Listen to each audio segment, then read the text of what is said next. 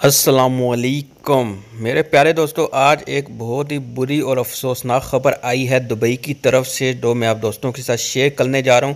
ابھی کی دبئی کی ایک اپڈیٹ نیوز میرے سامنے آئی کہ دبئی کی طرف سے ایک بہت بڑی نیوز سامنے آئی ہے کہ 10 دن کی سوگ منانے کا اعلان کر دیا گیا اور 3 دن کے لیے جتنے بھی دبئی کے گورنمنٹ ادارے ہیں ان کو چھٹی دے دی گئی ہے اور کوئی بھی گورنمنٹ کا ادارہ کام نہیں کرے گا۔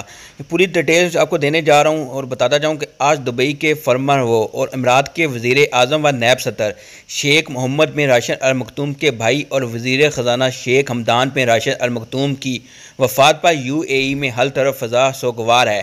دبئی حکومت نے شیخ حمدان کی وفات پر ریاست میں 10 روز کے لیے سوگ کا اعلان کر دیا، جبکہ 3 روز کے لیے تمام سرکاری اداروں میں کام نہیں ہوگا۔ اس فرمان کا اطلاق آج 24 مارچ سے 26 مارچ تک ہوگا۔ دوسری جانب امارات کے صدر شیخ خلیفہ بن زید ال نہیان نے امارات بھر میں 3 روز کے لیے سوگ کا اعلان کیا ہے۔